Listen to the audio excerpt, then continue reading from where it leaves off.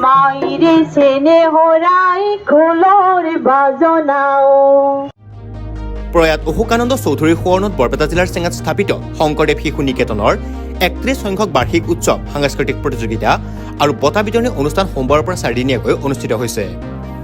6 জানুৱাৰীৰ পৰা 9 জানুৱাৰীলৈ চলিবলগীয়া এই বাৰ্ষিক উৎসৱৰ প্ৰথম দিনে অনুষ্ঠিত হয় সাংস্কৃতিক শোভাযাত্ৰা। সাংস্কৃতিক শোভাযাত্ৰা উদ্বোধন কৰে তাৰাবাৰী আৰক্ষী থানাৰ ভাৰপ্ৰাপ্ত আৰক্ষী বিষয়া মৃণাল শৰ্মাই।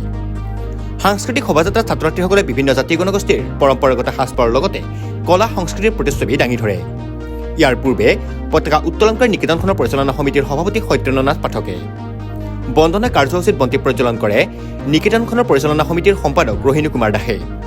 পতাকা উত্তোলন আৰু বন্তি প্ৰজ্বলন অনুষ্ঠানৰ আঁত ধৰে নিকেতনখনৰ প্ৰধান আচাৰ্য প্ৰদীপ দেৱ বায়নে। নমস্কাৰ। আজি প্ৰয়াত অশোকানন্দ চৌধুৰীৰ সোঁৱৰণত শংকৰদেৱ শিশু নিকেতনৰ চেঙাৰ 4 দিনীয়াকৈ 31তম সাংস্কৃতিক প্ৰতিযোগিতা ও বাৰ্ষিক প্ৰতিষ্ঠা দিৱস আয়োজন কৰা হৈছে। আৰু আজি প্ৰথম দিনৰ কাৰ্যসূচীত আমি শোভাযাত্ৰা এটি উলিয়াবলৈ সাংস্কৃতিক শোভাযাত্ৰা এটি উলিয়াবলৈ আৰম্ভ কৰিছোঁ।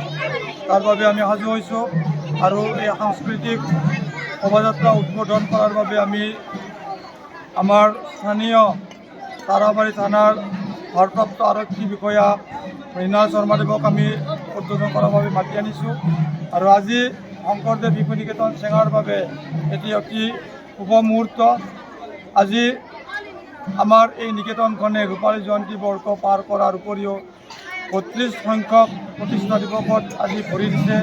আৰু এই ছাত্ৰ ছাত্ৰীসকলে আজিৰ এই শোভাযাত্ৰালৈ অধীৰ আগ্ৰহেৰে বাট চাই আছিল।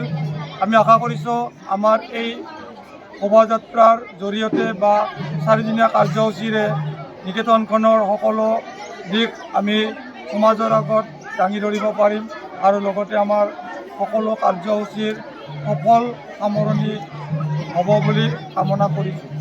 বৰপেটাৰ পৰা লাচিত বানৰ report, news any 365। Stay informed, stay ahead. News Any 365.